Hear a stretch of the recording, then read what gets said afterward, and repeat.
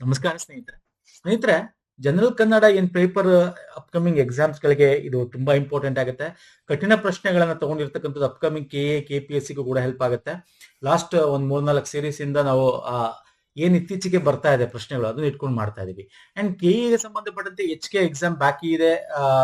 SDA exam ನೋಡಿಲ್ಲ ಅಂದ್ರೆ ನೋಡ್ಕೊಡಿ. ಈ ಮ್ಯಾರಥಾನ್ ವಿಡಿಯೋಸ್ಗಳು ಕನ್ನಡ, ಇಂಗ್ಲಿಷ್, ಕಂಪ್ಯೂಟರ್ ಇವೆಲ್ಲ ಕೂಡ ಹೆಲ್ಪ್ ಆಗುತ್ತೆ ನಿಮ್ಗೆ. ಎಲ್ಲ ಲಿಂಕ್ ಗಳನ್ನು ಕೊಡ್ತೀನಿ. ಹಾಗೆ ಪ್ಲೇ ಲಿಸ್ಟ್ ನಾವು ಮಾಡಿರ್ತಕ್ಕಂಥ ಪ್ರೀವಿಯಸ್ ವಿಡಿಯೋಗಳು ಎಲ್ಲ ಸಿಗುತ್ತೆ. ಪ್ಲೇ ಲಿಸ್ಟ್ ಲಿಂಕ್ ಕೊಡ್ತೀನಿ. ಪೇಪರ್ 2ಗೆ ಸಪರೇಟ್ ಪ್ಲೇ ಲಿಸ್ಟ್ ಇದೆ ಸ್ನೇಹಿತರೆ. ಕನ್ನಡ, ಇಂಗ್ಲಿಷ್, ಕಂಪ್ಯೂಟರ್ ಎಲ್ಲ ಕೂಡ ಅಲ್ಲಿ ಸಿಗುತ್ತೆ. ಎಲ್ಲ ಲಿಂಕ್ ಗಳನ್ನ ಇದೇ ವಿಡಿಯೋದ ಕೆಳಗೆ ಡಿಸ್ಕ್ರಿಪ್ಷನ್ ಬಾಕ್ಸ್ ಅಲ್ಲಿ ಹಾಕಿರ್ತೀನಿ. ಓಕೆ, ಪ್ಲೇ ಲಿಸ್ಟ್ ವಿಡಿಯೋಸ್ದು. ಓಕೆ, ಹಾಗೆ ನಮ್ಮ ಟೆಲಿಗ್ರಾಮ್, ಇನ್ಸ್ಟಾಗ್ರಾಮ್ ಫಾಲೋ ಮಾಡಿಲ್ಲ ಮಾಡ್ಕೊಳ್ಳಿ, ಅಲ್ಲೂ ಕೂಡ ನಾವು ಲಿಂಕ್ ಗಳನ್ನ ಶೇರ್ ಮಾಡ್ತೀವಿ. ಸೊ ಬನ್ನಿ ಹಾಗಾದ್ರೆ ಈ ಡಿಫಿಕಲ್ಟಿ ಸೀರೀಸ್ ಗಳಲ್ಲಿ ಇತ್ತೀಚೆಗೆ ಹೆಂಗ್ ಬರ್ತಾ ಇದೆ ಕ್ವಶನ್ಸ್ ಅದನ್ನ ಇಟ್ಕೊಂಡು ಡೀಟೇಲ್ ಆಗಿ ಡಿಸ್ಕಸ್ ಮಾಡೋಣ. ಇಲ್ಲಿ ನೋಡಿ, ಇದು ಹೇಳಿಕೆಗಳು, ಇದು ಸರಿಯಾದ ಹೇಳಿಕೆ ಯಾವುದು ಅಂತ ಹೇಳಬೇಕು. ಇಲ್ಲಿ ಕರ್ಮಣಿಗೆ ಸಂಬಂಧಪಟ್ಟಂತೆ ಹೇಳಿಕೆಗಳನ್ನ ಕೊಟ್ಟಿದ್ದಾನೆ. ಕರ್ಮಣಿ ಪ್ರಯೋಗದಲ್ಲಿ ಕರ್ಮ ಪದವು ಪ್ರಧಾನವಾಗಿರುತ್ತವೆ. Ultimate question sir. ಯಾರು ಕ್ಲೀನ್ ಆಗಿ ಪ್ರತಿಯೊಂದು ಗ್ರಾಮರ್ ಓದಿರ್ತೀರಲ್ಲ ಅಂತವ್ರಿಂದ ಆನ್ಸರ್ ಮಾಡ್ಬೋದು. ಓಕೆ, ಒಂದೊಂದು ಲೈನ್ ನೀವು ಅರ್ಥ ಮಾಡ್ಕೊಂಡು ಓದಿದ್ರೆ. ಓಕೆ, ನಾವು ಮಾಡಿದೀವಿ ಆ ಗ್ರಾಮರ್ ವಿಡಿಯೋದಲ್ಲೂ ಕೂಡ ಇದೆ ಇದೆಲ್ಲ. ಕರ್ಮ ಪದವು ತೃತೀಯ ವಿಭಕ್ತಿಯಲ್ಲಿಯೂ ಕರ್ತೃಪದವು ಪ್ರಥಮ ವಿಭಕ್ತಿಯಲ್ಲಿಯೂ ಇರುತ್ತದೆ. ಕರ್ಮಣಿ ಪ್ರಯೋಗದಲ್ಲಿ ಕ್ರಿಯಾಪದದ ಮೂಲ ಧಾತು ಮತ್ತು ಅಖ್ಯಾತ ಪ್ರತ್ಯಯಗಳ ನಡುವೆ ಅಲ್ಪಡು ಪ್ರತ್ಯಯವು ಸೇರುತ್ತದೆ. ಯಾವ ಹೇಳಿಕೆ ಸರಿ ಸರ್ ಇಲ್ಲಿ ಹೇಳ್ತೀರಾ? ಕರ್ತರಿ ಕರ್ಮಣಿ ಪ್ರಯೋಗ ಅಲ್ಲ, ಓದಿದೀವಲ್ಲ ಸರ್.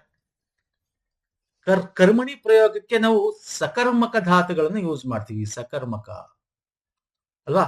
ಡೆಫಿನೇಷನ್ ಇದೆ ಅಲ್ವಾ? ಸಕರ್ಮಕ ಅಂದ್ರೇನು? ಕರ್ಮ ಪದವನ್ನು ಅಪೇಕ್ಷೆ ಮಾಡ್ತಕ್ಕಂಥದ್ದು. So option 1 is right answer. ನಾನು ಹೇಳ್ತೀನಿ, ತೋರಿಸ್ತೇನೆ. ಇಲ್ಲಿ ಉಲ್ಟಾ ಕೊಟ್ಟಿದೆ. ಕರ್ಮಪದ ಬಂದು ಪ್ರಥಮ ವಿಭಕ್ತಿಯಲ್ಲಿ ಇರುತ್ತೆ, ಕರ್ತೃಪದ ತೃತೀಯ ವಿಭಕ್ತಿಯಲ್ಲಿ ಇರುತ್ತೆ. ಇಲ್ಲಿ ಉಲ್ಟಾ. ಹಾಗಾಗಿ this is wrong and option 3 correct. ಹೇಳಿಕೆ 1 ಮತ್ತು 3 ಇದ್ರ ಬಗ್ಗೆ ಡಿಸ್ಕಸ್ ಮಾಡೋಣ. 1 ಮತ್ತು 3 ಸರಿ ಇದೆ, ಆಪ್ಷನ್ 2 ರಾಂಗ್ ಇದೆ. ಸರ್, ಕರ್ತರಿ ಕರ್ಮಣಿ ಪ್ರಯೋಗ ಸ್ಲೈಡ್ ನೋಡಿರ್ತೀರಾ. ವ್ಯಾಕರಣ ವಿಡಿಯೋ ತುಂಬಾ ಲಕ್ಷಾಂತರ ಜನ ನೋಡಿದ್ದೀರಾ. ಅದರಲ್ಲಿ ನೀವು ನೋಡಿದ್ರೆ ಕರ್ಮಣಿ ಪ್ರಯೋಗ ಡೆಫಿನೇಷನ್ ಏನು? ಸಕರ್ಮಕ ಧಾತುಗಳ ಮೇಲೆ ಅಲ್ಪಡು ಪ್ರತ್ಯಯವು ಸೇರಿದ ಬಳಿಕ ಕಾಲಸೂಚಕ ಪ್ರತ್ಯಯವು ಅಖ್ಯಾತ ಪ್ರತ್ಯಯಗಳು ಸೇರಿ ಕರ್ಮಣಿ ಪ್ರಯೋಗವಾಗುತ್ತದೆ. ಕರ್ತರಿ ಪ್ರಯೋಗದಲ್ಲಿ ಏನು ಡೆಫಿನೇಷನ್? ಕರ್ತೃ ಮತ್ತು ಕರ್ಮ ಪದಗಳ ವ್ಯವಸ್ಥಿತ ಕ್ರಮ ತೋರುತ್ತೆ. ಕರ್ತೃಪದ ಅನುಸರಿಸಿ ಕ್ರಿಯಾಪದ ಪ್ರಯೋಗಿಸಲ್ಪಟ್ಟಲ್ಲಿ ನೋಡಿ, ಅಲ್ಲಿ ಕರ್ತೃಪದ ಪ್ರಧಾನವಾಗಿರುತ್ತೆ, ಅನುಸರಿಸಿ ಕ್ರಿಯಾಪದ ಪ್ರಯೋಗಿಸಲ್ಪಡುತ್ತೆ. ಬಟ್ ಕರ್ಮಣಿ ಪ್ರಯೋಗದಲ್ಲಿ ಸಕರ್ಮಕ ಧಾತುಗಳ ಮೇಲೆ ಅಲ್ಪಡು ಸಕರ್ಮಕ ಧಾತು ಅಂದ್ರೇನು? ಏನ್ ಸರ್ ಸಕರ್ಮಕ ಧಾತು ಅಂದ್ರೆ? ಕರ್ಮ ಪದವನ್ನು ಅಪೇಕ್ಷೆ ಪಡ್ತಕ್ಕಂಥದ್ದು. ಅಪೇಕ್ಷೆ ಪಡ್ತಕ್ಕಂಥದನ್ನ ಸಕರ್ಮ, ಕರ್ಮ ಪದ ಅಪೇಕ್ಷೆ ಪಡದೇ ಇರ್ತಕ್ಕಂಥದನ್ನ ಅಕರ್ಮಕ ಅಂತೀವಿ. ಇಲ್ಲಿ ಸಕರ್ಮಕ ಧಾತು ಅಂದ ತಕ್ಷಣ ಇಲ್ಲಿ ಏನಾಗುತ್ತೆ? ಈಗ ಮಗು ಮಲಗಿತು, ಅಲ್ಲ ಸರಿ, ಮಗು ಕುಡಿಯುತ್ತೆ. ಏನನ್ ಕುಡಿತು? ಹಾಲು ಕುಡಿತಾ, ನೀರು ಕುಡಿತಾ. ಹಾಲು ನೀರು ಅಂತಕ್ಕಂಥದ್ದೇನು? ಕರ್ಮ ಪದ. ಅಂದ್ರೆ ಸಕರ್ಮಕ ಧಾತುಗಳ ಮೇಲೆ ಅಲ್ಪಡು ಪ್ರಯೋಗ ಆಗುತ್ತೆ. ಅಂದ್ರೆ ಕಂಪ್ಲೀಟ್ ಇಲ್ಲಿ ಕರ್ಮ ಪದ is very important. So that is why option 1 is right and option 2 ತಪ್ಪು. ಯಾಕೆ ತಪ್ಪು? ಇಲ್ಲಿ ನೋಡಿ, ಕರ್ಮಣಿ ಪ್ರಯೋಗದಲ್ಲಿ ಕರ್ತೃ ಪದ ತೃತೀಯ ವಿಭಕ್ತಿ ಇರುತ್ತೆ. ಕರ್ತೃ, ಮಕ್ಕಳಿಂದ ಪುಸ್ತಕ ಓದಲ್ಪಟ್ಟಿತ್ತು, ಅಲ್ಪಡು ಬಂತ. ಮಕ್ಕಳಿಂದ, ಕರ್ತೃ ಇಂದ ಯಾವುದು ತೃತೀಯ ವಿಭಕ್ತಿ. ಪುಸ್ತಕ ಪ್ರಥಮ ವಿಭಕ್ತಿ. ಇದು ಕರ್ಮ ಇದು ಸಾರಿ, ಇದು ಕರ್ಮ. ಓಕೆ, ಇದು ಕರ್ತೃ. ಸೊ ಇಲ್ಲಿ ಕರ್ತೃ ಏನಾಗಿರುತ್ತೆ? ತೃತೀಯ ವಿಭಕ್ತಿ ಆಗಿರುತ್ತೆ. ಕರ್ಮ ಪದ ಪ್ರಥಮ ಆಗುತ್ತೆ ಅಲ್ವಾ ಸರ್? ಸಾರಿ, ನಾನು ಇಲ್ಲಿ ತಪ್ಪು ಹೇಳಿದೆ. ವಾಪಸ್ ಕರ್ತೃ, ಇದು ಕರ್ಮ, ಪುಸ್ತಕ ಅಲ್ವಾ ಸರ್? ಸೊ ಇಲ್ಲಿ ಉಲ್ಟಾ ಕೊಟ್ಟಿದ್ದಾರೆ. ಏನ್ ಕೊಟ್ಟಿದ್ದಾರೆ?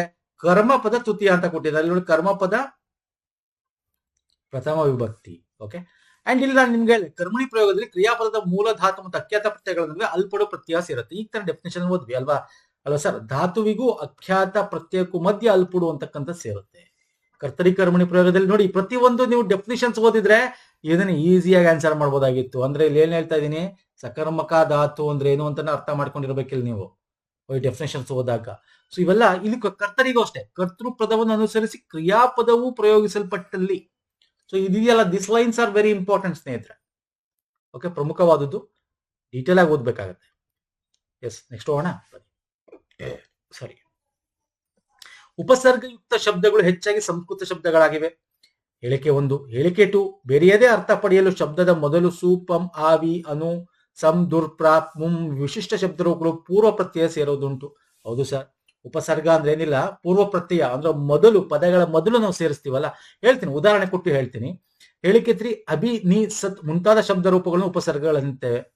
ಈಗ ನಮ್ಗೆ ಹಾರ ಅಂತಿದೆ ಸರ್, ಇದಕ್ಕೆ ಪೂರ್ವ ಮೊದಲು ಅಂದ್ರೆ ಈಗ ಫಾರ್ ಎಕ್ಸಾಂಪಲ್ ಅಂತ ಹಾಕ್ತೀನಿ, ಪ್ರಹಾರ ಆಯ್ತು.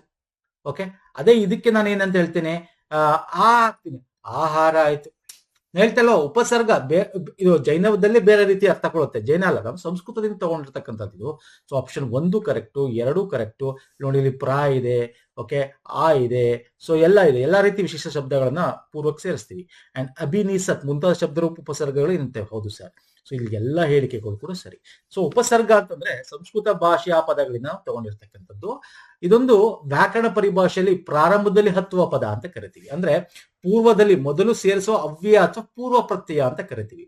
ಸೊ ಈಗ ಫಾರ್ ಎಕ್ಸಾಂಪಲ್ ಪ, ಅಂ, ಅವ, ನಿಶ್, ನಿರ್ದುಷ್, ವಿ, ಆ, ನೀ, ಅಧಿಪತಿ, ಸು, ಅಭಿ, ಪ್ರತಿ, ಪರಿ, ಉಪು, ಈ ತರದೆಲ್ಲ ನಾವು ಉಪಸರ್ಗ, ಒಟ್ಟು 22 ಉಪಸರ್ಗಗಳಿದೆ ಅಂತ ಕೂಡ ಗುರುತು ಮಾಡ್ತಾರೆ ಯಾವ್ದ್ರಲ್ಲಿ, ಸಂಸ್ಕೃತದಲ್ಲಿ.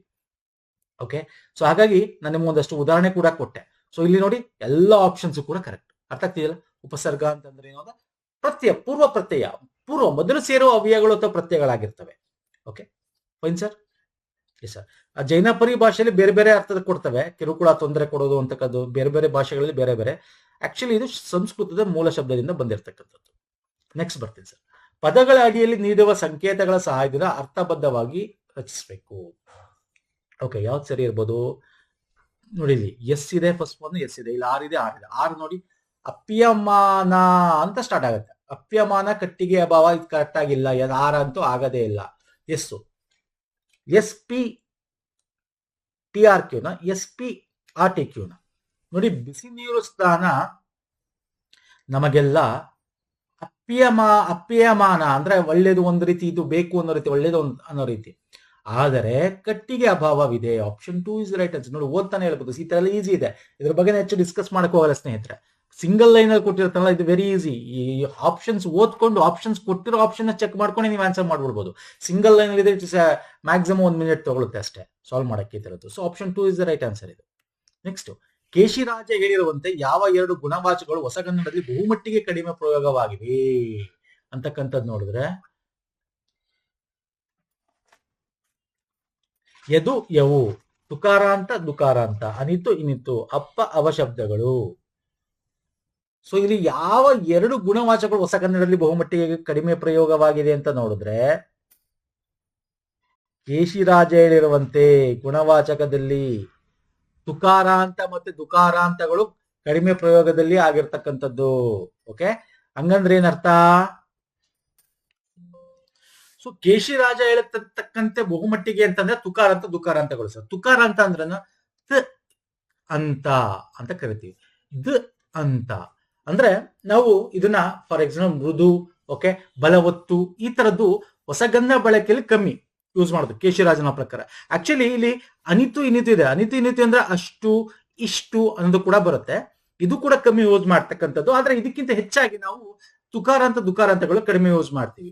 ಈಗ ಫಾರ್ ಎಕ್ಸಾಂಪಲ್ ಇಲ್ಲಿ ಯದು, ಯವು, ಅವ, ಅಪ ಶಬ್ದಗಳಿವೆ. ಈಗ ಯದು, ಯವು ಅಂದ್ರೆ ಈಗ ಒಳ್ಳೆದು ಅಂತೀವಿ, ಗುಣವಾಚಕದಲ್ಲಿ ನೋಡ್ತೀವಿ ಅಲ್ಲ ಸರ್. ಒಳ್ಳೆಯ, ದೊಡ್ಡದು, ಈ ತರ ಎಲ್ಲ ಬರುತ್ತೆ. ಇದು ತುಂಬಾ ಯೂಸ್ ಮಾಡ್ತಕ್ಕಂಥದ್ದು, ಓಕೆ, ಹೆಚ್ಚು ಯೂಸ್ ಮಾಡ್ತೀವಿ. ಇದು ಕಡಿಮೆ ಯೂಸೇ ಮಾಡಲ್ಲ ಅಂತೇನಿಲ್ಲ, ಅತಿ ಬಹುಮಟ್ಟಿಗೆ ಎಲ್ಲ ಕಡಿಮೆ ಪ್ರಯೋಗದಲ್ಲಿ ಇರ್ತಕ್ಕಂಥದ್ದು ಯಾವುದು ಅಂತ ಕ್ವಶನ್ ಕೇಳೋದು ಅದೇ, ಬಹುಮಟ್ಟಿಗೆ ಕಡಿಮೆ ಪ್ರಯೋಗ ಯಾವುದು ಅಂತ. So option 2 is the right answer, ತುಕಾರಾಂತ ಮತ್ತೆ ದುಕಾರಾಂತ. ಓಕೆ, ನೆಕ್ಸ್ಟ್ ಬರೋಣ. ಒಂದು ಭಾಷೆಯಲ್ಲಿ ವಿಶೇಷ ಹಾಗೂ ಸ್ಥಿರವಾಗಿರುವ ಅನ್ಯ ಭಾಷೆಗಳಿಂದ ಸೇರಿಸಿಕೊಳ್ಳಲಾಗದ ವ್ಯಾಕರಣಾಂಶ ಯಾವುದು? ಆಕ್ಚುಲಿ ವಿಶೇಷ ಮತ್ತು ಸ್ಥಿರವಾಗಿರೋದು ಯಾವುದು ಅಂತಂದ್ರೆ, ಅನ್ಯ ಭಾಷಾ ಪದಗಳದಕ್ಕೆ ಸೇರಲ್ಲ. ಇದು ವೆರಿ ಇಂಪಾರ್ಟೆಂಟ್. ಹೆಂಗ್ ಕಂಡಿಡಬಹುದು ಅನ್ಯ ಭಾಷಾ ಪದಗಳು ಸೇರಲ್ಲ ಅಂದ್ರೆ? ಸರ್ವನಾಮ. ಸರ್ವನಾಮ ನಾವು ಅದು, ಅವರು, ಅವು, ಇವು, ಇವರು ಅಂತೆಲ್ಲ ಯೂಸ್ ಮಾಡ್ತೀವಲ್ಲ ನಾವು ಸರ್ವನಾಮ. ಸೊ ಸರ್ವನಾಮದಲ್ಲಿ ನಮ್ಗೆ ಅನ್ಯ ಭಾಷಾ ಪದಗಳು ಸೇರ್ಸಕ್ಕಾಗತ್ತಾ? ಸೇರ್ಸಕ್ಕಾಗಲ್ಲ. Simple question. ಕನ್ನಡದಲ್ಲಿ ಬಳಕೆಯಲ್ಲಿ ಇಲ್ಲದ ಸರ್ವನಾಮಗಳೆಂದರೆ ಹೇಗೆ? ಸರ್ವನಾಮದ ವಿಧಗಳು ಕೇಳ್ಬಿಟ್ಟಿದ್ದಾನೆ ಇಲ್ಲಿ. ಕನ್ನಡದಲ್ಲಿ ನಾವು ಮಾಡ್ತಕ್ಕಂಥ ಬಳಕೆಯಲ್ಲಿ ಇರ್ತಕ್ಕಂಥ ಪ್ರಮುಖ 3 ಯಾವುದು? ಪುರುಷಾರ್ಥಕ ಸರ್ವನಾಮ ನಿಮ್ಗೆ ಗೊತ್ತೇ ಇದೆ. ಪ್ರಥಮ ಪುರುಷ, ದ್ವಿತೀಯ ಪುರುಷ, ತೃತೀಯ ಪುರುಷ, ಸರಿ, ಉತ್ತಮ ಪುರುಷ ಅಂತ ಕರಿತೀವಿ. ಆತ್ಮಾರ್ಥಕ ಸರ್ವನಾಮ ಗೊತ್ತೇ ಇದೆ. ಪ್ರಶ್ನಾರ್ಥಕ ಸರ್ವನಾಮ. ಸಂಬಂಧಾರ್ಥಕ ಅಂತಕ್ಕಂಥದ್ದು ನಾವು ಯೂಸ್ ಮಾಡಲ್ಲ. ಸೊ ನಾವು 3 ಸರ್ವನಾಮಗಳಲ್ಲಿ ನೋಡ್ತೀವಿ: ಪುರುಷಾರ್ಥಕ, ಪ್ರಥಮ ಪುರುಷ, ಮಧ್ಯಮ ಪುರುಷ, ಉತ್ತಮ ಪುರುಷ ಅಂತ. ಹಾಗೆ ಪ್ರಶ್ನಾರ್ಥಕದಲ್ಲಿ ನೋಡ್ತೀವಿ, ಹಾಗೆ ಆತ್ಮಾರ್ಥಕದಲ್ಲಿ ನೋಡ್ತೀವಿ. ಓಕೆ, ಇದು ಕೂಡ ಈಸಿ ಕ್ವಶನ್, ಬಟ್ ಕೇಳಿ ಹೇಳೋ ರೀತಿ ಡಿಫ್ರೆಂಟ್ ಅಷ್ಟೇ. ನೋಡಿ, ಕನ್ನಡದಲ್ಲಿ ಬಳಕೆಯಲ್ಲಿ ಇಲ್ಲದ ಸರ್ವನಾಮ ಅಂತ ಹಾಕ್ಬಿಟ್ಟ. ಈ ತರ ಆದಾಗ ಇದ್ಯಾವ್ದು ಓದಿಲ್ಲ ಅಂತ ಅನ್ಕೋತೀವಿ. ನೀವು ಸರ್ವನಾಮದ 3 ವಿಧಗಳು ಯಾವುದು ಗೊತ್ತಿದ್ರೆ ಕರೆಕ್ಟ್ ಆಗಿ ನಿಮ್ಗೆ ಈ ಕ್ವಶನ್ ಆನ್ಸರ್ ಮಾಡಬಹುದು ಅಷ್ಟೇ. ಸಿಂಪಲ್ ಕ್ವಶನ್ ಸ್ನೇಹಿತರೆ. ಅಂದ್ರೆ ಅದೇ ಕಾನ್ಸೆಪ್ಟ್ಸ್, ಅದೇ ಇದು ವ್ಯಾಕರಣದು, ಅಂದ್ರೆ ನಿಮ್ಗೆ ಕೇಳೋ ರೀತಿ ಚೇಂಜ್ ಆಗ್ತಾ ಇದೆ. ಅಂದ್ರೆ ನೀವು ಎಷ್ಟು ಮಟ್ಟಿಗೆ ಪ್ರಿಪೇರ್ ಆಗಿದ್ರೆ, ಎಷ್ಟು ನೀವು ಕಾನ್ಫಿಡೆಂಟ್ ಇದ್ರೆ, ನಿಮ್ಮ ಕಾನ್ಫಿಡೆಂಟ್ ಲೆವೆಲ್ ನ ಚೆಕ್ ಮಾಡ್ತಕ್ಕಂಥ ಪ್ರಶ್ನೆಗಳಷ್ಟೇ. ನೆಕ್ಸ್ಟ್ ಬರ್ತಾನೆ. ಬಹುವಚನಕ್ಕೆ ಸಂಬಂಧಿಸಿದಂತೆ ಈ ಮುಂದಿನ ಹೇಳಿಕೆಗಳನ್ನು ಗಮನಿಸಿ, ತಪ್ಪಾದ ಹೇಳಿಕೆ ಅಥವಾ ಹೇಳಿಕೆಗಳನ್ನು ಗುರುತಿಸಿ. ತಪ್ಪಾಗಿರೋದು ಹೇಳಬೇಕು. ನೋಡಿ, ಇಲ್ಲಿ ನಾವು ವಚನಗಳನ್ನ ಓದಕ್ಕೆ ಹೋಗಲ್ಲ, ಸರ್ ಏಕವಚನ ಬಹುವಚನ ಅಲ್ವಾ ಅಂತ. ವಚನಗಳನ್ನ ಡೀಪ್ ಆಗಿ ಕೇಳಿರೋ ಪ್ರಶ್ನೆ ಇದು. ನಾವು ಯೂಶಲಿ ನೋಡಿ ಅಣ್ಣಂದಿರು ಅಂತೀವಿ, ಅಣ್ಣಂದಿರುಗಳು ಅನ್ನಲ್ಲ. ಬಟ್ ಇವುಗಳ ಅರ್ಥದಲ್ಲಿ ಭೇದವಿಲ್ಲದ್ರು ಹಾಗೆ ಪ್ರಯೋಗ. ಹೌದು, ಭೇದ ಇಲ್ಲ ಅಂದ್ರೂ ನಾವು ಯೂಸ್ ಮಾಡ್ತೀವಿ. ಭೇದ ಇಲ್ಲ ಇದಕ್ಕೆ, ಅಣ್ಣಂದಿರುಗಳು ಅಂದ್ರೂ ಅಣ್ಣಂದಿರು ಅಂತ ಅರ್ಥ. Option 1 is correct. ವಿರುಪ್ರತ್ಯಯವು ಸ್ತ್ರೀಲಿಂಗದಲ್ಲಿ ಮಾತ್ರ ಕ್ವಚಿತ್ತವಾಗಿ ಆಗಮವಾಗುವುದು. ಹೌದು ಸರ್. ಸರ್ವನಾಮ, ಗುಣವಾಚಕ, ಪುಲ್ಲಿಂಗ, ಬಹುವಚನಗಳೇ ನೋಡಿ ಮಾತ್ರ ಆಗಮವಾಗಿ ಬರುತ್ತದೆ. ಅಂದ್ರೆ ಈ 3ರಲ್ಲಿ ಮಾತ್ರನ, ಇನ್ಯಾವ್ದ್ರಲ್ಲೂ ಬರಲ್ವಾ? ಬರುತ್ತೆ. ಇನ್ಯಾವ್ದ್ರಲ್ಲೂ ಬರಲ್ಲ? ಬರುತ್ತೆ ಹೇಳಿ. This is option wrong. ತಪ್ಪಾಗಿರೋದು ಕೇವಲ ಹೇಳಿಕೆ 3 ಮಾತ್ರ. ನೋಡಿ, ನಮ್ ಬಹುವಚನ ಅಂದ್ರೆ ನಿಮ್ಗೆ ಗೊತ್ತಿಲ್ಲ, ನಾನು ಹೇಳೋ ನೆಸೆಸಿಟಿ ಇಲ್ಲ ಏನು ಅಂತ. ಬಹುವಚನ ಅಂದ್ರೆ ಅರಸ ಅಂದ್ರೆ ಅರಸರು, ಅರಸರುಗಳು ಅಂತ ಕೂಡ ನಾವು ಪ್ರತ್ಯಯವನ್ನ ಸೇರಿಸಿ ಕೂಡ ಹೇಳ್ತೀವಿ. ಓಕೆ, ಅರಸರುಗಳಿಂದ ಪ್ರತ್ಯಯಗಳನ್ನ ಯೂಸ್ ಮಾಡಿದಾಗ ಬರುತ್ತಿದ್ದು ಅರಸರು. ನಾವು ನೋಡಿ ಅದನ್ನ ಹೇಳ್ತಾರ ನಿಮ್ಗೆ, ಬಹುವಚನ ಸೂಚಕ ಆಗಮ ಪ್ರತ್ಯಯಗಳನ್ನ ಸೇರಿಸಿದಾಗ ನಾವು ಅರಸುಗಳು, ಅರಸುಗಳಿಂದ, ಅರಸರುಗಳಿಂದ ಅಂತೆಲ್ಲ ಬರುತ್ತೆ. ಅಣ್ಣಂದಿರಿಗೆ, ಅಣ್ಣಂದಿರುಗಳಿಗೆ. ಓಕೆ, ಸೊ ಹಂಗೆ ಇಲ್ಲಿ ಬಹುವಚನದ ಪ್ರಕೃತಿ ಪ್ರತ್ಯಯ ಮಧ್ಯದಲ್ಲಿ ಅರುಗಳು, ಅಂದಿರುಗಳು ಈ ತರ ಎಲ್ಲ ಬರುತ್ತೆ. ಇಲ್ಲಿ ನಾವು ಉದಾಹರಣೆಗೆ ತೋರಿಸ್ತೇನೆ ಅಲ್ವಾ ಸರ್? ಸೊ ಇವು ಬಹುವಚನಗಳಲ್ಲಿ ಅಣ್ಣಂದಿರುಗಳು ಅರ್ಥ ಭೇದ ಇಲ್ಲ, ಅದೇ ಹೇಳ್ತಾ ಇರೋದು. ಅಂದಿರುಗಳು ಅಂತಕ್ಕಂಥದ್ದೇನಿದೆ, ಅಣ್ಣಂದಿರುಗಳು, ಅಕ್ಕಂದಿರುಗಳು, ತಾಯಂದಿರುಗಳು ಅಂತ ಕೂಡ ನಾವು ಸೇರಿಸ್ತೀವಿ. ಆದ್ರೆ ಅದರ ಅರ್ಥ ಏನೋ ಅಣ್ಣಂದಿರು ಅಂತಾನೆ ಅರ್ಥ. ಅದೇ ಪ್ರತ್ಯಯ ಸೇರಿಸಿ ಹೇಳ್ತಕ್ಕಂಥದ್ದು. Okay, very important. ಒಂದ್ ಕಡೆ ವಿರು ಪ್ರತ್ಯಯಕ್ಕೆ ಸಂಬಂಧಪಟ್ಟಂತೆ ನೋಡೋದಾದ್ರೆ, ವಿರು ಬಗ್ಗೆ ನಾನು ಹೇಳ್ತಾ ಇದ್ದೆ, ಸ್ತ್ರೀಲಿಂಗದಲ್ಲಿ ಮಾತ್ರ ಕ್ವಚಿತ್ತಾಗಿ ಪ್ರತ್ಯಯ. ಅಂದ್ರೆ ಇದು ಹಳೆಗನ್ನಡದಲ್ಲಿ ಯೂಸ್ ಮಾಡ್ತಾ ಇದ್ರು, ಅತ್ತೆ ವಿರು ಅಂತ, ತಾಯಿ ವಿರು. ಓಕೆ, ತಾಯಿ ವೀರ್ ಅಥವಾ ಅತ್ತೆ ವೀರ್ ಅಂತ ಹಳೆಗನ್ನಡ ರೂಪಗಳಲ್ಲಿ ಯೂಸ್ ಮಾಡ್ತಾ ಇದ್ರೆ. ಓಕೆ, ಇನ್ನು ಹೂ ಅಂತಕ್ಕಂಥದ್ದು ಕೇವಲ ಸರ್ವನಾಮ, ಗುಣವಾಚಕ, ನಪುಂಸಕಲಿಂಗ, ಬಹುವಚನದಲ್ಲಿ ಮಾತ್ರ ಬರ್ತಕ್ಕಂಥದ್ದು. ಓಕೆ, ಹೂ ಅನ್ನೋದು ಈಗ ಅವು, ಅವನು, ಹೂ ಬಗ್ಗೆ ಮಾತಾಡೋದಾದ್ರೆ ಯಾವುದು, ಯಾವುವು ಅಂತೀವಲ್ಲ, ಹಾಗೆ ಚಿಕ್ಕವು. ಇಲ್ಲಿ ಏನಿದೆ, ಸರ್ವನಾಮ, ಗುಣವಾಚಕ ಮತ್ತೆ ನಪುಂಸಕಲಿಂಗ. ಅದು ಒಂದೊಂದು ನಪುಂಸಕ ಅಲ್ವ ಸರ್? ಅದು ಬಹುವಚನ, ನಪುಂಸಕಲಿಂಗ, ಗುಣವನ್ನು ಹೇಳೋದು ಚಿಕ್ಕದು ಅಂತಕ್ಕಂಥದ್ದು. ಸರ್ವನಾಮ ಅಂದ್ರೆ ಅವು ಅನ್ನೋದು ಸರ್ವನಾಮ ಆಗತ್ತೆ ಅಲ್ವಾ? ಅವನು ಅನ್ನೋದು ಸರ್ವನಾಮ ಆಗತ್ತೆ, ಅವನು ಅನ್ನೋದು ಸರ್ವನಾಮ ಆಗತ್ತೆ. ಇಲ್ಲಿ ನಮಗೆ ಏನ್ ಕೊಟ್ಟಿದ್ದಾನೆ? ನಪುಂಸಕಲಿಂಗ ಕೊಟ್ಟಿಲ್ಲ. ಇಲ್ಲಿ ಬಹುವಚನ ಕೊಟ್ಟಿದ್ದ, ಪುಲ್ಲಿಂಗ, ಗುಣವಾಚಕ ಎಲ್ಲ ಕೊಟ್ಟಿದ್ದ, ನಪುಂಸಕಲಿಂಗ ಕೊಟ್ಟಿಲ್ಲ. ಇಲ್ಲಿ ಮಾತ್ರ ಅನ್ನೋದು, ಮಾತ್ರ ಅನ್ನೋದು ತೆಗೆದ್ಬಿಟ್ಟಿದ್ರೆ ನಪುಂಸಕಲಿಂಗ ಕೊಟ್ಟಿಲ್ಲ ಅಂದಿದ್ರು ನಡೀತಿತ್ತು. ಇಲ್ಲಿ ಮಾತ್ರ ಅಂತ, ಓನ್ಲಿ ಅಂತ ಕೊಟ್ಟಾಗ ನಪುಂಸಕಲಿಂಗ ಕೊಡಬೇಕು. ಯಾಕಂದ್ರೆ ನಾವು ಇಲ್ಲಿ ಏನ್ ಹೇಳ್ತೀವಿ, ಇದನ್ನ ಕೇವಲ ಸರ್ವನಾಮ, ಗುಣವಾಚಕ, ನಪುಂಸಕಲಿಂಗ, ಬಹುವಚನಗಳಲ್ಲಿ ಮಾತ್ರ ಅಂತ ಹೇಳ್ತೀವಿ.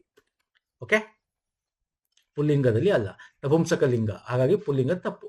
ಸೊ ಆಪ್ಷನ್ 3 ತಪ್ಪು. ಸೊ ಹೇಳಿಕೆ 3 ತಪ್ಪು. ಇಲ್ಲಿ ಯಾವ್ದು ತಪ್ಪಾಗಿರೋದು ಅಂತ ಕೇಳಿರೋದು. Okay, fine sir. ಇನ್ನು ನಾವು ಪ್ರಮುಖವಾದ ಒಂದಷ್ಟು ಪಾಯಿಂಟ್ಸ್ ಗಳನ್ನ ಇಲ್ಲಿ ಕೊಟ್ಟಿದ್ದೀನಿ.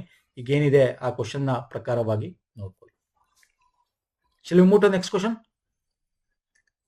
ಓಕೆ, ಇದ್ರದ್ದು ಸಂಬಂಧಪಟ್ಟ ಇನ್ನೂ ಮುಂದೆ ಕ್ವಶನ್ ತಗೋತೀನಿ, ಅವಾಗ ಇನ್ನೂ ಡೀಟೇಲ್ ಡಿಸ್ಕಸ್ ಮಾಡೋಣ ಸ್ನೇಹಿತರೆ. ಗುಣವಾಚಕ ವಿಶೇಷಣ, ಪರಿಮಾಣವಾಚಕ ವಿಶೇಷಣ. ನೋಡಿ, ಇವೆಲ್ಲ ಈಸಿ ಕ್ವಶನ್. ವಿಶೇಷಣಗಳು ಅಂತಂದ್ರೇನು? ಆ ಗುಣವನ್ನ ಎಕ್ಸ್ಪ್ಲೇನ್ ಮಾಡ್ತಕ್ಕಂಥದ್ದು, ವ್ಯಕ್ತಿಯನ್ನ ಎಕ್ಸ್ಪ್ಲೇನ್ ಮಾಡ್ತಕ್ಕಂಥದ್ದು. ಇಲ್ಲಿ ಗುಣ ಇಲ್ಲಿ ಯಾವ್ದಿದೆ? ನಾವು ನಮ್ಮ ಮಾತೃಭೂಮಿ ಪ್ರೀತಿಸಬೇಕು, ಗಾಂಧೀಜಿಯವರ ವಿಚಾರಗಳು ಬರೆದ, ಇದು ಯಾರ ಪುಸ್ತಕ? ಅವನೊಬ್ಬ ನೋಡಿ ಮನುಷ್ಯ, ಅವನ ಗುಣ ಏನು? ಪ್ರಾಮಾಣಿಕ. ದಿಸ್ ಈಸ್ ವಾಟ್ ಗುಣವಾಚಕ, ಗುಣವನ್ನ ಹೇಳ್ತಕ್ಕಂಥದ್ದು. ಪರಿಮಾಣ ಅಂದ್ರೆ ಅಷ್ಟು ಇಷ್ಟು ಅಂತ ಎಲ್ಲಿದೆ? ಅಲ್ಲಿ ನನ್ನಲ್ಲಿ ಸಾಕಷ್ಟು ಹಣ ಇದೆ. ಎಷ್ಟಿದೆ? ಸಾಕಷ್ಟು ಇದೆ. ದಿಸ್ ಇಸ್ ಪರಿಮಾಣ ಅಲ್ವಾ? ತೂಕ ಹೇಳ್ತಕ್ಕಂಥದ್ದು. Fine sir. ಸಂಬಂಧವಾಚಕ, ಸಂಬಂಧವನ್ನ ಹೇಳ್ತಕ್ಕಂಥದ್ದು ಎಲ್ಲಿದೆ? ಇದು ಯಾರ ಪುಸ್ತಕ? ಗಾಂಧಿ ವಿಚಾರ ಬಹಳ ಪ್ರಸಿದ್ಧ. ನಾವು ನಮ್ಮ ಮಾತೃಭೂಮಿಯನ್ನು ಪ್ರೀತಿಸಬೇಕು ಅಂದ್ರೆ ಭೂಮಿಯನ್ನ ಪ್ರೀತಿ ಮಾಡ್ತಕ್ಕಂಥದ್ದು ಇಲ್ಲ, ಸಂಬಂಧ ಹೇಳ್ತಾ ಇದೆ, ಪ್ರೀತಿಯಿಂದ ಕಾಣಿ ಅಂತ. ವ್ಯಕ್ತಿವಾಚಕ, ಗಾಂಧೀಜಿಯವರ ವಿಚಾರಗಳು ಬಹಳ ಪ್ರಸಿದ್ಧ, ಗಾಂಧೀಜಿಯ ಬಗ್ಗೆ ಹೇಳ್ತಾ ಇರ್ತಕ್ಕಂಥದ್ದು, ಅವರ ಒಂದು ವ್ಯಕ್ತಿತ್ವದ ಬಗ್ಗೆ ಹೇಳ್ತಾ ಇರ್ತಕ್ಕಂಥದ್ದು. So option 1 is the right answer ಅಲ್ವಾ ಸರ್? ಹೊಂದಿಸಿ ಬರೆಯಿರಿ. ನೆಕ್ಸ್ಟ್ ಬನ್ನಿ, ವಾಚ್ಯಲಿಂಗ, ನಿತ್ಯ ನಪುಂಸಕಲಿಂಗ, ಪುನ್ನಪುಂಸಕಲಿಂಗ, ಸ್ತ್ರೀ ನಪುಂಸಕಲಿಂಗ, ಹೊಂದಿಸಿ ಬರಬೇಕು. ಇದು ಈಸಿ ಕ್ವಶನ್ ಇದೆ. ವಾಚ್ಯಲಿಂಗ ಅಂದ್ರೇನು ಹೇಳ್ತೀರಾ? ಒಳ್ಳೆಯ, ಅದುವೇ, ನಾನು, ಎಲ್ಲ, ಆಪ್ಷನ್ 3 ಸರ್. ವಾಚ್ಯಲಿಂಗ ಬಗ್ಗೆ ಮಾಡಿದೀವಿ ನೋಡಿ ದಯವಿಟ್ಟು. ಓಕೆ, ನೀನು ಗಂಡಸು, ಪುಲ್ಲಿಂಗ ಆದ್ರೆ ವಾಚ್ಯಲಿಂಗದಲ್ಲಿ ಅಂದ್ರೆ ಸರ್ವನಾಮ ಗುಣವಾಚಕ ಶಬ್ದಗಳು 3 ಲಿಂಗಗಳು ಪ್ರಯೋಗ ಆಗುತ್ತೆ, ಅದರಿಂದ ಅದನ್ನ ವಾಚ್ಯಲಿಂಗ ಅಂತೀವಿ. ಅಂದ್ರೆ ಪುಲ್ಲಿಂಗದಲ್ಲಿ ಕೂಡ ನೀನು ಗಂಡಸು ಅಂತ ಬರುತ್ತೆ, ಗಂಡಸು. ಕೆಟ್ಟ ಹುಡುಗಿ ಅಂದ್ರೆ ನೀನು, ಕೆಟ್ಟ, ತಾನು, ಒಳ್ಳೆಯ, ಈತ ಪದಗಳನ್ನು ಯೂಸ್ ಮಾಡ್ತೀವಲ್ಲ ಅದನ್ನ ವಾಚ್ಯಲಿಂಗ ಅಂತೀವಿ. ಅದನ್ನ ಪುಲ್ಲಿಂಗದಲ್ಲಿ ಯೂಸ್ ಮಾಡ್ತೀವಿ, ಸ್ತ್ರೀಲಿಂಗದಲ್ಲಿ ಯೂಸ್ ಮಾಡ್ತೀವಿ, ನಪುಂಸಕಲಿಂಗದಲ್ಲಿ ಸರ್ವನಾಮಗಳಲ್ಲಿ ಯೂಸ್ ಮಾಡ್ತೀವಿ. ನಾನು ದೊಡ್ಡವಳು, ನಾನು ದೊಡ್ಡವನು, ನೋಡಿ ಪುಲ್ಲಿಂಗದಲ್ಲಿ ಯೂಸ್ ಮಾಡಿದ್ವಿ, ನಾನು ಸ್ತ್ರೀಲಿಂಗದಲ್ಲಿ ಯೂಸ್ ಮಾಡಿದ್ವಿ, ನಾನು ದೊಡ್ಡದು ನಪುಂಸಕಲಿಂಗದಲ್ಲಿ ಯೂಸ್ ಮಾಡಿದ್ವಿ, ನಾನು ಅಂತಕ್ಕಂಥದ್ದು. ಸೊ ನಾನು, ಎಲ್ಲ, ಒಳ್ಳೆಯ, ಇದು ವಾಚ್ಯಲಿಂಗ. ನಿತ್ಯ ನಪುಂಸಕ ಅಂದ್ರೆ ಯಾವಾಗ್ಲೂ ನಪುಂಸಕ ಲಿಂಗದಲ್ಲಿ ಇರ್ತಕ್ಕಂಥದ್ದು ಯಾವುದು ಸರ್ ಅಂದ್ರೆ ಜನ, ಕೂಸು, ಇದು ನಿತ್ಯ ನಪುಂಸಕಲಿಂಗ. ಅಂದ್ರೆ ಅದು ಗಂಡಾಗಿರ್ಬೋದು ಹೆಣ್ಣಾಗಿರ್ಬೋದು, ಅದ್ರಲ್ಲಿ ತುಂಬಾ ಎಲ್ಲ ಇರ್ತದೆ ಅಂತ. ಪುನ್ನಪುಂಸಕಲಿಂಗ ಯೂಶಲಿ ನಾವು ಎಲ್ಲಾ ಗ್ರಹಗಳನ್ನ ನಾವು ಪುನ್ನಪುಂಸಕಲಿಂಗಕ್ಕೆ ಸೇರಿಸ್ತೀವಿ. ಶನಿ, ಸೂರ್ಯ, ಮಂಗಳ ಎಲ್ಲಾನು ಕೂಡ ಪುನ್ನಪುಂಸಕಲಿಂಗ ಸಿಗ್ತೀವಿ. ಸ್ತ್ರೀ ನಪುಂಸಕಲಿಂಗ ಅಂತ ದೇವತೆಗಳನ್ನ, ದೇವತೆ, ಸರಸ್ವತಿ, ಲಕ್ಷ್ಮಿ. ಸೊ ಯಾವ್ದು ಸರಿ ಆನ್ಸರ್ ಸರ್? ಎಗೆ 3, ಬಿಗೆ 4, ಆಪ್ಷನ್ 2, ಸಿಗೆ 5 ಅಂಡ್ ಡಿಗೆ 1. Option 2 is the right answer. Next, ಕನ್ನಡದಲ್ಲಿ ಲಿಂಗವು 9 ತರವೆಂದು ಅದರಲ್ಲಿ 3 ಮಾತ್ರ ಪ್ರಸಿದ್ಧ ಎಂದವರು ಯಾರು? ಹೇಳ್ತೀರಾ? ಕನ್ನಡದಲ್ಲಿ 9 ತರ, ಈಗ ತಾನೇ ಹೇಳಿದೆ, ನಿತ್ಯ, ನಪುಂಸಕಲಿಂಗ, ಸ್ತ್ರೀ ಪುಲ್ಲಿಂಗ ಇವೆಲ್ಲ ಇದೆಯಲ್ಲ, ನಿತ್ಯ ಮತ್ತೆ ನಪುಂಸಕಲಿಂಗ ಇವೆಲ್ಲ ಏನಿದೆ, ಇದನ್ನ ಕೇಶಿರಾಜ ಹೇಳ್ತಾನೆ. ಅವನ ಪ್ರಕಾರ ನಾವು ಕನ್ನಡದಲ್ಲಿ 3 ಅಂತ ಯೂಸ್ ಮಾಡ್ತೀವಿ, ಕೇಶಿರಾಜನ ಪ್ರಕಾರ 9. ಪುಲ್ಲಿಂಗ, ಸ್ತ್ರೀಲಿಂಗ, ನಪುಂಸಕಲಿಂಗ, ಪುಂ ನಪುಂಸಕಲಿಂಗ, ಪುಂ ನಪುಂಸಕಲಿಂಗ, ಪುಂ ಸ್ತ್ರೀಲಿಂಗ, ಸ್ತ್ರೀ ನಪುಂಸಕಲಿಂಗ, ಪುಂ ಸ್ತ್ರೀ ನಪುಂಸಕಲಿಂಗ, ಅಲಿಂಗ ವಿಶೇಷಲಿಂಗ. ನಿರ್ದಿಷ್ಟ ಲಿಂಗವಿಲ್ಲದ ಪದಗಳನ್ನ ಅಲಿಂಗ ಅಂತೀವಿ. ಸಂದರ್ಭಾನುಸಾರ ವಿಶೇಷಣಗಳೊಂದಿಗೆ ಸೇರಿ ಲಿಂಗವನ್ನು ಸೂಚಿಸುವಂತದ್ದು ಲಿಂಗ ವಿವಕ್ಷೆ ಇಲ್ಲದನ್ನ ವಿಶೇಷ ಲಿಂಗ ಅಂತ ಕರಿತೀವಿ. ಕನ್ನಡದಲ್ಲಿ ನಾವು 3 ಪುಲ್ಲಿಂಗ ಲಿಂಗಗಳನ್ನ ಮಾಡ್ತೀವಿ. ಆದ್ರೆ ಶಬ್ದಮಣಿ ದರ್ಪದಲ್ಲಿ 9 ಲಿಂಗ ರೂಪಗಳನ್ನ ಕೇಶಿರಾಜ ಹೇಳಿದ್ದಾನೆ. Okay fine sir. ಚುತ್ವ ಸಂಧಿಗೆ ಸಂಬಂಧಿಸಿದಂತೆ ಈ ಮುಂದಿನ ಯಾವ ನಿಯಮಗಳು ತಪ್ಪಾಗಿವೆ? ತಪ್ಪಾಗಿರೋದು ಹೇಳ್ಬೇಕು, ನೆಗೆಟಿವ್ ಸ್ಟೇಟ್ಮೆಂಟ್ ಸರಿಯಾಗಿರೋದಲ್ಲ. ಇಲ್ಲಿ ಚುತ್ವ ಸಂಧಿ ಡೆಫಿನಿಷನ್ ಗೊತ್ತಿರಬೇಕು. ಏನ್ ಸರ್ ಡೆಫಿನಿಷನ್? ಸಕಾರ ತವರ್ಗಾಕ್ಷರಗಳಿಗೆ ಶಕಾರ ಬರಬಹುದು ಇದಕ್ಕೆ, ಅಥವಾ ಚವರ್ಗಾಕ್ಷರಗಳು ಪರವಾದಾಗ ಸಕಾರ ಶಕಾರಗಳಿಗೆ ತವರ್ಗಕ್ಕೆ ಚವರ್ಗವು ಆದೇಶವಾಗಿ ಬರೋದನ್ನ ನಾವು ಏನ್ತೀವಿ? ಚುತ್ವ ಸಿಂಗ ಅಂತ ಕರಿತೀವಿ. ಈಗ ನೋಡಿ, ಸಕಾರಕ್ಕೆ ಶಕಾರ ಪರವಾಗಿ ಸಕಾರಕ್ಕೆ ಶಕಾರ ಆಗುತ್ತೆ. ಹೌದು ಸರ್.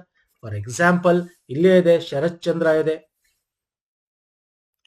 ಓಕೆ, ಇನ್ನೊಂದು ಸಕಾರಕ್ಕೆ ಚಕಾರ ಪರವಾಗಿ ಸಕಾರಕ್ಕೆ ಸಕಾರ ಬರಲ್ಲ. ನೋಡಿ, ಸಕಾರಕ್ಕೆ ಸಾ ಬರಲ್ಲ, ಸಾಗೆ ಶಾ ಬರುತ್ತೆ, ಅಥವಾ ಚಕಾರಕ್ಕೆ ಚಕಾರ ಬರುತ್ತೆ. ಅಂದ್ರೆ ತಕಾರಕ್ಕೆ ಚಕಾರ ಪರವಾಗಿ ಚಕಾರ ಬರುತ್ತೆ, ತಕಾರಕ್ಕೆ ಚಕಾರವಾಗಿ ತಕಾರ ಬರಲ್ಲ. ಸೊ ದಿಷ್ಟು ಅಂದ್ರೆ ನಿಮ್ಗೆ ನಾನು ವಿತ್ ಎಕ್ಸಾಂಪಲ್ ಹೇಳ್ತೀನಿ ತಡಿ. ಈಗ ಯಾವ್ದು ಫಸ್ಟ್ ಇದನ್ನ ತಪ್ಪಾಗಿರೋದು ಯಾವ್ದು ಇದ್ರ ಪ್ರಕಾರ ನಾವು ನೋಡೋದಾದ್ರೆ ಆಪ್ಷನ್ 2 and 3, ನಿಯಮ 2 ಮತ್ತು 3. ನಾನು ಇನ್ನೂ ಡೀಟೇಲ್ ಆಗಿ ಹೇಳ್ತೀನಿ ನೋಡಿ. ಸಂಧಿ ಕಾರ್ಯ ಆಗ್ಬೇಕಾದ್ರೆ ಚುತ್ವ ಸಿಂಗ ನೋಡಿ, ಈಗ ಸಜ್ಜನ, ಸತ್ ಪ್ಲಸ್ ಜನ. ಓಕೆ, ಸಜ್ಜನ, ಸತ್ ಪ್ಲಸ್ ಜನ ಅಂತ ಕರಿತೀವಿ. ಸತ್, ಸಜ್ಜನ, ತಾಗೆ ಜಾ ಬಂತು. ಓಕೆ, ಸಜ್ಜನ ಇಲ್ಲಿ ಏನಾಗ್ತದೆ? ತವರ್ಗಕ್ಕೆ ಚವರ್ಗವು ಆದೇಶವಾಗಿ ಬರುತ್ತೆ. ಚವರ್ಗ ಅಂದ್ರೇನು? ಚಚ್ಚ, ಜಜ್ಜಾನ. ಇಲ್ಲೇನಾಗಿದೆ? ಸತ್ ಪ್ಲಸ್ ಜನ, ಹೋಗಿ ಜಾ ಬಂದಿದೆ, ತವರ್ಗಕ್ಕೆ ಚವರ್ಗ ಆದೇಶವಾಗಿ ಬರುವುದು ಒಂದ್ ಕಡೆ. ಇನ್ನೊಂದ್ ಕಡೆ ಸಕಾರವಾಗ್ಲಿ ಅಥವಾ ತವರ್ಗದಲ್ಲಾಗ್ಲಿ, ನೋಡಿ ಸಕಾರ ಆಗ್ಲಿ ತಾ ವರ್ಗದಲ್ಲಿ ಯಾವುದೇ ವರ್ಗ ಇದ್ದರೆ ಆ ವರ್ಣಗಳಿಗೆ ಶಕಾರ ಅಥವಾ ಚವರ್ಗದ ಯಾವುದಾದ್ರೂ ವರ್ಣ ಪರವಾಗಿ ಬರಬೇಕು. ನೋಡಿ, ಶಕಾರ ಅಥವಾ ಚಕಾರ ಬರಬೇಕು. ಇಲ್ಲಿ ತವರ್ಗಕ್ಕೆ ಚಕಾರ ಬಂದಿದೆ ಅಂದ್ರೆ ಜಾ ಬಂದಿದೆ, ಚವರ್ಗದ ಒಂದು ಇದು ಬಂದಿದೆ. ಇನ್ನು ಜಗತ್ ಜ್ಯೋತಿ ನೋಡಿ, ಗೆ ಜೋ ಬಂದಿದೆ. ಓಕೆ, ಇದೊಂದ್ ಕಡೆ. ಇದೆರಡು ಏನಾಯ್ತು ಸರ್? ತವರ್ಗಕ್ಕೆ ಅಥವಾ ಸವರ್ಗಕ್ಕೆ ನಾವೇನಾಗಿದೆ? ತವರ್ಗಕ್ಕೆ ಚವರ್ಗ ಬಂದಿದೆ ಅಲ್ವಾ ಸರ್? ಈಗ ನೋಡಿ, ಮನಶ್ಚುದ್ದಿ ನೋಡಿ, ಮನಸ್ ಸಾ ಹೋಗಿದೆ, ಮನಶು ಚೂ ಬಂದಿದೆ, ಶು ಶು ಶು ಅಂದ್ರೇನು? ಸಕಾರಕ್ಕೆ ಶಕಾರವಾಗಿದೆ. ಒಂದು ಸಕಾರ ಬಂದಾಗ ಶಕಾರ ಬರಬೇಕು, ಅಥವಾ ಅದೇ ಸಕಾರ ಅಥವಾ ತಕಾರ ತವರ್ಗ ಇದ್ದಾಗ ತವರ್ಗಕ್ಕೆ ಏನ್ ಬೇಕು? ಚವರ್ಗ ಬರಬೇಕು ಅಲ್ವಾ ಸರ್? ಹೋಗಿ 3 ಎಕ್ಸಾಂಪಲ್ ನೋಡ್ರೆ ಗೊತ್ತಾಗುತ್ತೆ. ಸೊ ಇಲ್ಲಿ ಏನಾಗಿದೆ? ತವರ್ಗಕ್ಕೆ ಚವರ್ಗ ತವರ್ಗ ಬರಲ್ಲ, ತಕಾರಾದೇಶ ಬರಲ್ಲ, ಚಕಾರಾದೇಶ ಬರುತ್ತೆ. So option 3 correct. ಇನ್ನೊಂದು ಸಕಾರ ಶಕಾರ ಶಕಾರ ಬರುತ್ತೆ, ಸಕಾರಕ್ಕೆ ಶಕಾರ, ಆಪ್ಷನ್ 1 ಕರೆಕ್ಟ್. ಇಲ್ಲೇನಿದೆ? ಸಕಾರಕ್ಕೆ ಸಕಾರ ಇದೆ, ದಿಸ್ ಇಸ್ ರಾಂಗ್, ಆಪ್ಷನ್ 2 ತಪ್ಪು. ತಕಾರಕ್ಕೆ ತಕಾರ ಬರಲ್ಲ, ತ ಬರಲ್ಲ, ಚವರ್ಗ ಬರುತ್ತೆ ಅಲ್ವಾ? ಸೊ ಆಪ್ಷನ್ 4 ತಪ್ಪು. So 2 and 4 is the wrong answer. ನಮ್ಗೆ ತಪ್ಪಾಗಿರೋದು ಯಾವ್ದು ಕೇಳಿರೋದು? ಹಾಗಾಗಿ ನಿಯಮ 2 ಮತ್ತು ನಿಯಮ 4 ತಪ್ಪಾಗಿದೆ. 1 and 3 is the right answer. ಅರ್ಥ ಆಯ್ತಲ್ಲ? ನೆಕ್ಸ್ಟ್ ಸರ್, ಸಂಧಿ ಕಾರ್ಯಕ್ಕೆ ಸಂಬಂಧಿಸಿದ ಈ ಮುಂದಿನ ಹೇಳಿಕೆಗಳನ್ನು ಗಮನಿಸಿ ಸರಿಯಾದ ಹೇಳಿಕೆಯನ್ನು ಗುರುತಿಸಿ. ಸರಿಯಾಗಿರೋದು ಹೇಳಬೇಕಿಲ್ಲ, ತಪ್ಪಲ್ಲ, ಸರಿಯಾಗಿರೋದು ಹೇಳಬೇಕು. ಪೂರ್ವ ಪದದ ಕೊನೆಯ ಸ್ವರವು ಲೋಪವಾಗುವುದಕ್ಕೆ ಮುಖ್ಯ ಕಾರಣ ಅದು ದುರ್ಬಲವಾಗಿರುತ್ತೆ. ಲೋಪ ಸಂಧಿಯಲ್ಲಿ ನಾವು ಹೇಳ್ತಿಲ್ಲ, ಪೂರ್ಣ ಪದದ ಕೊನೆಯ ಅಕ್ಷರ ಮತ್ತು ಉತ್ತರ ಪದ ಮೊದಲ ಅಕ್ಷರ ಎರಡುಗಳು ಕೂಡಿದಾಗ ಅದು ಲೋಪ ಆಗುತ್ತೆ. ಲೋಪವಾಗಿ ಅರ್ಥ ಕೆಡದಂತೆ ಆಗ್ಬೇಕು. ಲೋಪ ಸಂಧಿಯಲ್ಲಿ ನೋಡ್ತೀವಿ. ಹೌದು ಸರ್, ದುರ್ಬಲವಾಗಿರೋದ್ರಿಂದ ಲೋಪ ಆಗುತ್ತೆ. ಅದು ಆಪ್ಷನ್ 1 ಇಸ್ ಕರೆಕ್ಟ್. ದ್ರಾವಿಡ ಭಾಷೆ ಶಬ್ದಾಂತ್ಯದ ಊಕಾರವು ಸಾಮಾನ್ಯವಾಗಿ ಮೂಲ ಪ್ರಕೃತಿಗೆ ಸೇರಿದೆ. ಹೌದು. ಈಗ ನಿಮ್ಗೆ ಇದ್ರ ಬಗ್ಗೆ ಹೇಳೋದಾದ್ರೆ ಫಸ್ಟ್ ವಾಟ್ ಇಸ್ ಸಂಧಿ ಅಂತ ಗೊತ್ತಿರಬೇಕು. ಎರಡು ಅಕ್ಷರಗಳ ನಡುವೆ ಸ್ವರ ಇಲ್ಲವೇ ವ್ಯಂಜನ ಕಾಲ ವಿಳಂಬದಂತೆ ಅಥವಾ ವ್ಯತ್ಯಯ ಬಾರದಂತೆ ಸೇರಿಸಿ ಉತ್ತರಿಸುವ ಸಂಧಿ ಅಂತೀವಿ ಅಲ್ಲ ಸರ್? ಹೊಸಗನ್ನಡ, ಹೊಸ ಅನ್ನೋದು ಪೂರ್ವ ಪದ, ಕನ್ನಡ ಉತ್ತರ ಪದ. ಓಕೆ, ಇಲ್ಲಿ ಪೂರ್ವ ಪದ ಮತ್ತು ಉತ್ತರ ಪದಗಳ ಮೂಲ ಪದಗಳು. ಪೂರ್ವ ಪದದ ಕೊನೆಯ ಅಕ್ಷರ, ಉತ್ತರ ಪದದ ಮೊದಲ ಅಕ್ಷರ ಅಲ್ವಾ ಸರ್? ಹೊಸಗನ್ನಡ, ಕ ಹೊಸ ಪ್ಲಸ್ ಕನ್ನಡ, ಹೊಸಗನ್ನಡ. ಸೊ ಇಲ್ಲೇನಾಯ್ತು? ಮೊದಲ ಅಕ್ಷರ ಕ ಸಂಧಿಸಿದಾಗ ಸಂಧಿ ಕಾರ್ಯ ಆಗತ್ತೆ. ಓಕೆ, ಈಗ ಇಲ್ಲಿ ಏನಿದೆ? ಸಂಧಿ ಆಗುವ ಒಂದ್ ಸೆಕೆಂಡ್, ಇಲ್ಲೇನಿದೆ? ದ್ರಾವಿಡ ಭಾಷೆ ಶಬ್ದಾಂತ್ಯದ ಊಕಾರವು ಸಾಮಾನ್ಯವಾಗಿ ಮೂಲ ಪ್ರಕೃತಿಗೆ ಸೇರಿದೆ ಅಂತ ಕೊಟ್ಟಿದೆ. So option 1 correct. ಡೆಫಿನಿಷನ್ ಇದೆ ಅಷ್ಟೇ ಇದು. Yes sir, definition. ಇನ್ನು ನೋಡೋದಾದ್ರೆ ಮಾತು ಪ್ಲಸ್ ಇಲ್ಲ, ಮಾತುವಿಲ್ಲ ಅಥವಾ ಮಾತಿಲ್ಲ ಅಂತ ಕರಿತೀವಿ, ಸಂಧಿ ವಿಕಲ್ಪ ಅಂತೀವಿ. ಇಲ್ಲಿ ಮಾತು ಪ್ಲಸ್ ಇಲ್ಲ, ಹಾಗೆ ಮಾತು ಹೂ ಬಂತಲ್ವಾ? ಇಲ್ಲೇನಾಯ್ತು? ಈ ಬಂತು, ಹೂ ಹೋಗಿ ಸಂಧಿ ವಿಕಲ್ಪ ಆಗಿ ಈ ಬಂತು ಅಲ್ವಾ ಸರ್? ಅಂದ್ರೆ ಮಾತಿಲ್ಲ, ಹೂ ಬಂತು ಅಂದ್ರೆ ಏನರ್ಥ? ಇಲ್ಲಿ ಹೂ ಸ್ವರ ಲೋಪ ಆಯ್ತು ಅನ್ನೋದರ್ಥ. ಸೊ ಇದೆ ದ್ರಾವಿಡ ಭಾಷೆ ಶಬ್ದಾಂತ್ಯ ಅಂದ್ರೆ ಪೂರ್ವ ಪದದ ಅಂತ್ಯ ಊಕಾರ ಸಾಮಾನ್ಯವಾಗಿ ಮೂಲ ಪ್ರಕೃತಿಗೆ ಸೇರಿದೆ ಅಲ್ವಾ ಸರ್? ಇಲ್ಲಿ ಮಾತು ಅನ್ನೋದೇನ ಸರ್? ಮಾತು ಮೂಲ ಪ್ರಕೃತಿ, ಮಾತು. ಓಕೆ, ಅರ್ಥ ಆಗ್ತಿಲ್ಲ ನಾನು ಹೇಳ್ತಾ ಇರೋದು. ಸೊ ಈ ತರ ಇದ್ದಾಗ this option is correct. But ಇಲ್ಲಿ ಕಾಂಟ್ರಡಿಕ್ಟ್ ಆಗಿ ಕೊಟ್ಟಿದ್ದೀನಿ ಆಪ್ಷನ್ ಹೇಳಿಕೆ 3 ನೋಡಿ. ಶಬ್ದಾಂತ್ಯದ ಕಾರವು ಉಚ್ಚಾರಣೆಯ ಸೌಕರ್ಯಗೋಸ್ಕರ ಬಂದು ಸೇರಿದ್ದು. ಅದು ಲೋಪವಾದರೆ ಶಬ್ದದ ಮೂಲ ರೂಪಕ್ಕೆ ಹಾನಿ ಉಂಟಾಗಿ ನೋಡಿ, ಬರೀ ಸೌಕರ್ಯಗೋಸ್ಕರ ಬಂದು ಸೇರಿದೆ, ಉಚ್ಚಾರಣೆಗೋಸ್ಕರ ಸೇರಿದೆಲ್ಲ ಇಲ್ಲ ಸರ್. ಮಾತ್ ಅನ್ನಲ್ಲ, ಮಾತು ಉಚ್ಚಾರಣೆಗೋಸ್ಕರ ಅಲ್ಲ. ಓಕೆ, ಸೊ ಆಪ್ಷನ್ 3 ತಪ್ಪು. ನಮಗೆ ಇಲ್ಲಿ ಯಾವುದು ಸರಿ ಅಂತ ಕೇಳಿರೋದು, ಹಾಗೆ 1 ಮತ್ತು 2 ಹೇಳಿಕೆಗಳು ಸರಿ. ಆಪ್ಷನ್ 3 ತಪ್ಪು. ಆಗ್ತಿದೆಯಲ್ಲ ನೋಡಿ ಹೆಂಗಿದೆ ಕ್ವಶನ್ಸ್ಗಳು ಈ ತರ KEಯಲ್ಲಿ ಕೇಳ್ತಕ್ಕಂಥದ್ದು. ಇನ್ನು ಸಂಧಿ ಆಗೋದು ಎಲ್ಲೆಲ್ಲ ಆಗುತ್ತೆ ಅನ್ನೋದ್ರ ಮೇಲೂ ಕೇಳ್ತಾನೆ. ಇದು ಎಕ್ಸ್ಟ್ರಾ ಇನ್ಫಾರ್ಮೇಶನ್ಸ್. ಕೇಳಿದನ ಗೊತ್ತಾ? ಪದ ಮಧ್ಯ ಸಂಧಿ, ಪದಾಂತ್ಯ ಸಂಧಿ ಅಂತ. ಸಂಧಿ ಆಗುವ 2 ಸ್ಥಳಗಳು ಕೇಳಿದನ. ಎಕ್ಸಾಂಪಲ್ ಯಾವ್ದೋ KPS ಅಲ್ಲಿ ಕೇಳಿದ್ನೋ, KEಯಲ್ಲಿ ಕೇಳಿದ್ನೋ, ಐ ಆಮ್ ನಾಟ್ ರಿಮೆಂಬರಿಂಗ್ ಸ್ನೇಹಿತರೆ. ಸ್ಥಳಗಳ ಮೇಲೆ ನಾವು ಗುರುಸ್ತೀವಿ. ಹಾಗೆ ಮನೆಯಿಂದ ಅಂದ್ರೆ ಏನು? ಮನೆ ಪ್ಲಸ್ ಇಂದ ಅಲ್ವಾ ಸರ್? ಮನೆ ಪ್ಲಸ್ ಇಂದ, ಮನೆಯಿಂದ ಅಂತ ಕರೀತೀವಿ. Fine sir.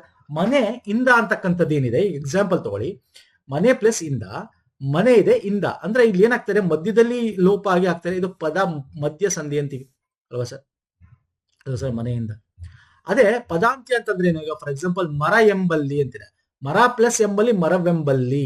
ಓಕೆ, ಈಗ ಶಿಖರವನ್ನು ಏರಿ, ಶಿಖರವನ್ನೇರಿ, ಶಿಖರ ಅನ್ನು ಅಂದ್ರೆ ಪದ ಮಧ್ಯ ಸಂಧಿ ನಿತ್ಯವೂ ಬರುತ್ತೆ. ಆದ್ರೆ ಇಲ್ಲಿ ಲಾಸ್ಟ್ ಅಲ್ಲಿ ಒಂದು ಪದದ ಮುಂದೆ ಇನ್ನೊಂದು ಪದವೋ ಅಥವಾ ಪ್ರತ್ಯವೋ ಸೇರಿದ್ರೆ ಆ ಸಂಧಿಯನ್ನು ಪದಾಂತ್ಯ ಅಂದ್ರೆ. ಇಲ್ಲಿ ಪದ ಎಂಬಲ್ಲಿ ಅಂತಕ್ಕಂಥ ಸಪರೇಟ್ ಪದ, ಇಲ್ಲಿ ಇಂದ ಅಂತಕ್ಕಂಥ ಜಸ್ಟ್ ಪದ್ಯ, ಇಲ್ಲಿ ಎಂಬಲ್ಲಿ ಸಪರೇಟ್ ಪದ. ಸೊ ಮರವೆಂಬಲ್ಲಿ. ಸೊ ಇದನ್ನ ಪದಾಂತ್ಯ ಸಂಧಿ ಅಂತ ಕರಿತೀವಿ. ತುಂಬಾ ಡೀಟೇಲ್ ನಾನು ಕ್ವಶನ್ ತಗೊಂಡಾಗ ಹೆಂಗ್ ಬರುತ್ತೆ ಅಂತ ನಾನು ಹೇಳ್ತಾ ಹೋಗ್ತೀನಿ ಸ್ನೇಹಿತರೆ.